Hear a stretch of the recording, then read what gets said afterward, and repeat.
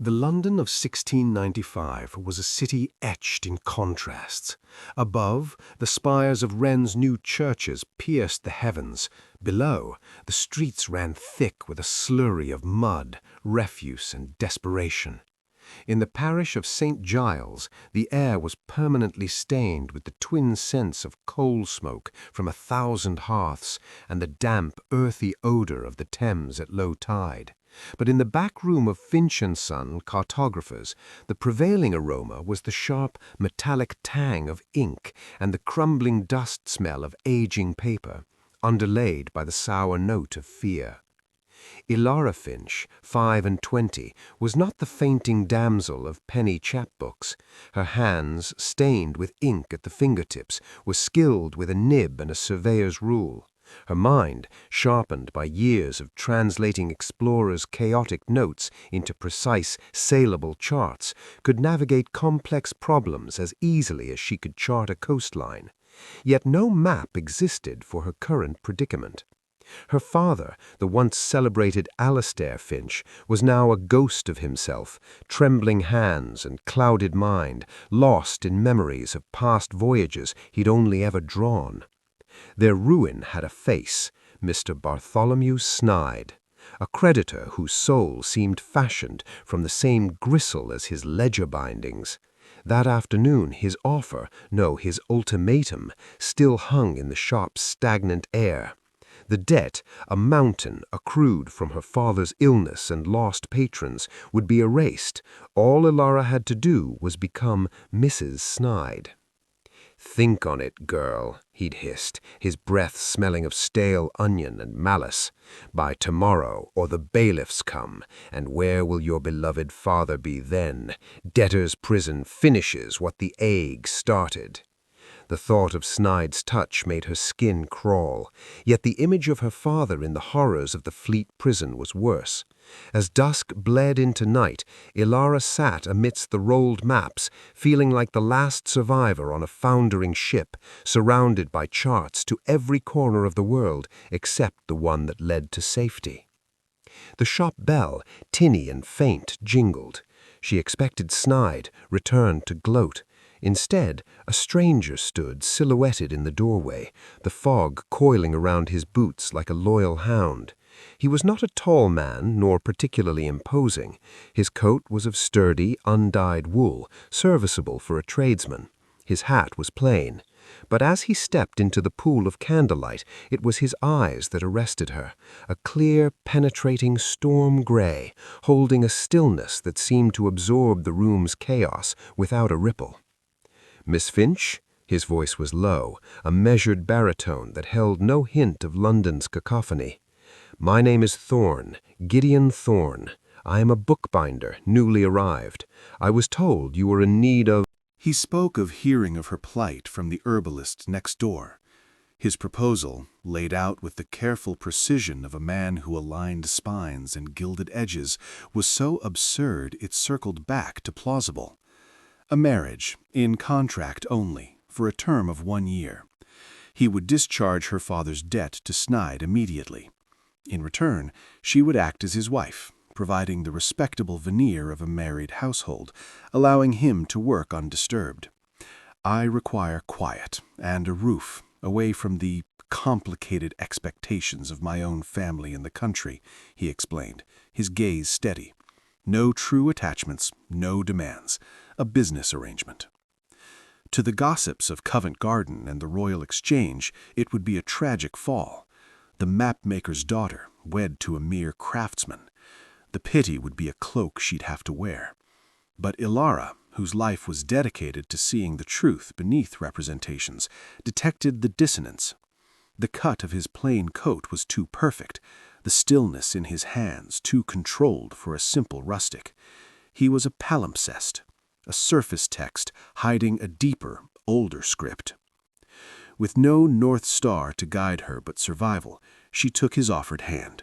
It was warm, the palms marked not by the calluses of a soldier or laborer, but by the fine, precise scars of paper cuts, blade nicks, and tool grips. "A business arrangement, Mr. Thorne," she agreed, the words a lifeline. The world saw only the expected tableau, A quiet, modest wedding, a move to rented rooms above the Herbalists in a lane where respectability was worn like a Sunday suit. Gideon Thorne was an enigma wrapped in brown wool. By day, he was the consummate artisan in his small sunlit workshop. Elara watched, mesmerized, as he resurrected a waterlogged family Bible, his fingers dancing with bone folders and silk thread, his patience infinite. He spoke of grain, tension, and the soul of vellum with a poet's reverence. Yet the shadows cast a different shape. He received visitors at irregular hours, a weather-beaten man with a mariner's roll to his gait, a sharp-eyed man in lawyer's somber black, a tense gentleman who glanced over his shoulder. They spoke in hushed tones behind the closed door of his workroom, leaving with looks of grim relief. Special clients, Gideon would say, his storm-gray eyes shuddering. They required discretion for their private collections. The first true tear in his careful binding came with a gift. Hearing Elara speak of her father's longing for the sea, Gideon procured a magnificent, if damaged, chart of the Atlantic currents. To comfort his mind, he said simply. One evening, as Alistair traced the routes with a trembling finger, a corner of the brittle parchment snagged and tore. "I can mend it," Elara said, taking it to Gideon's workbench.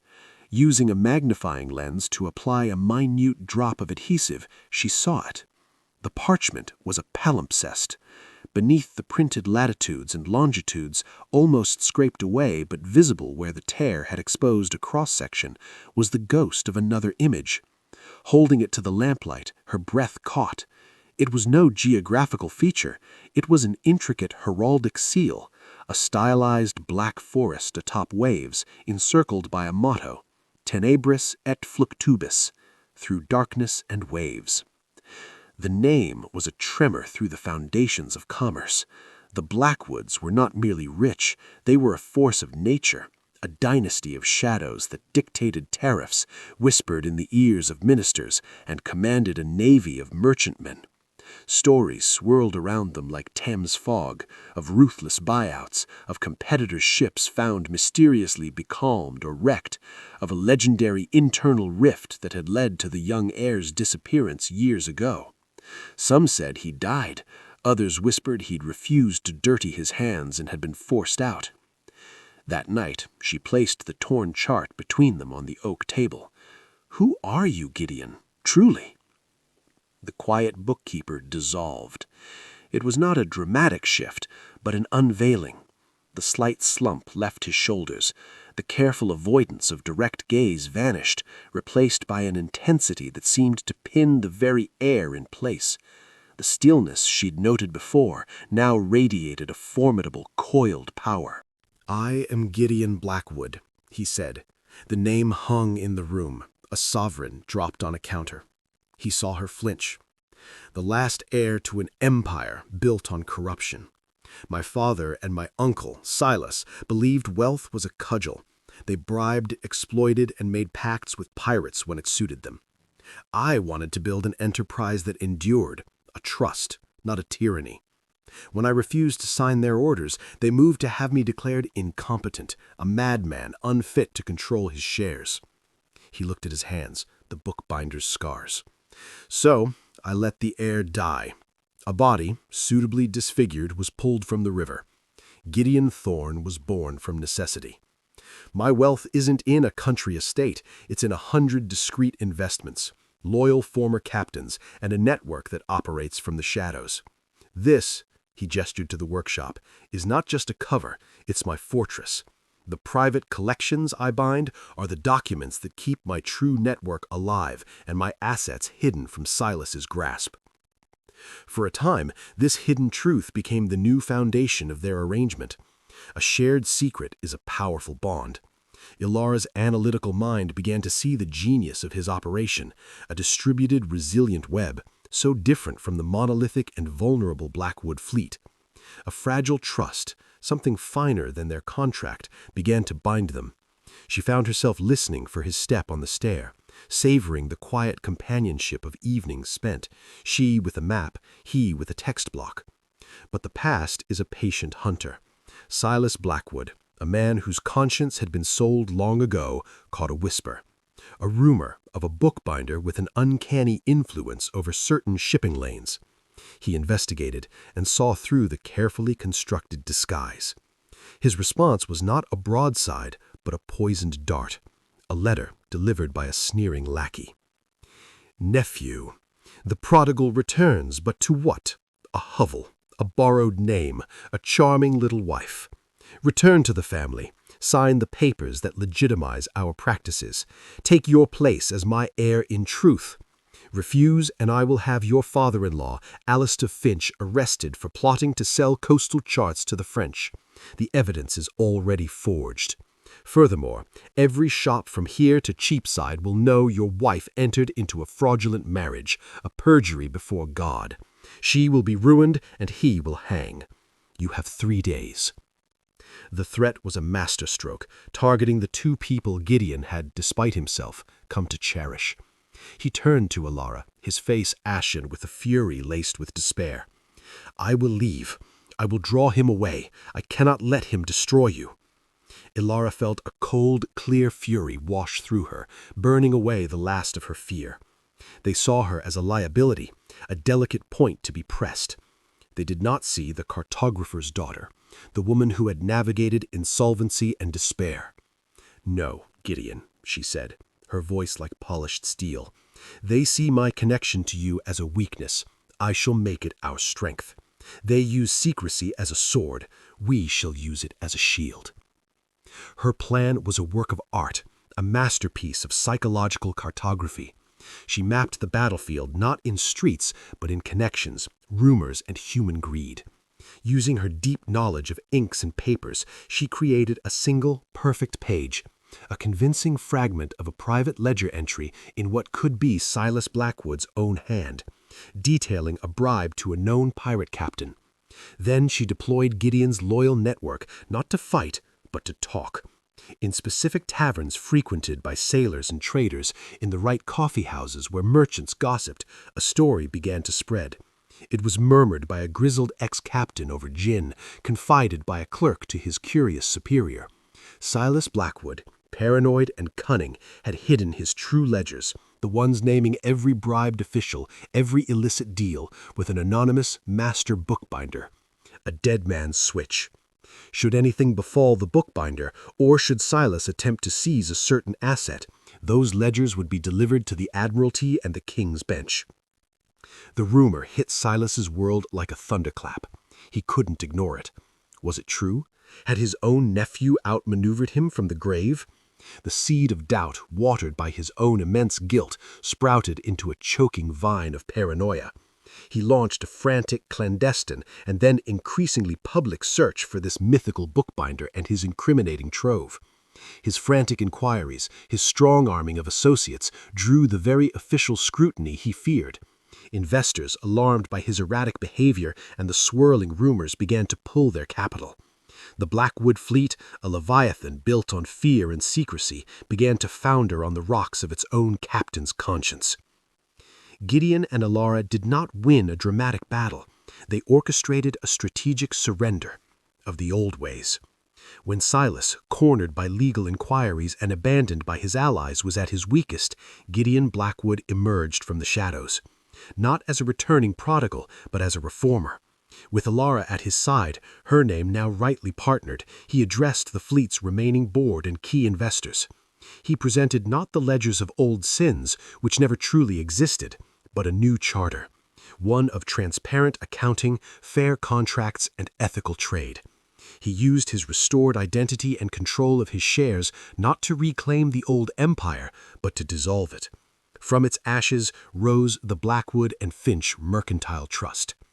Their marriage of contract, founded on a hidden truth and tested in the fire of conspiracy, had transformed. The careful boundaries blurred, then vanished, replaced by a profound partnership. The love that grew was not a sudden storm, but a carefully charted coastline, each depth and contour discovered and cherished. And they say, if you walk down a certain quiet lane in London today, you might find a distinctive bookshop, In its window, surrounded by volumes of poetry and history, rests a single, exquisitely preserved map of the Atlantic. Look closely.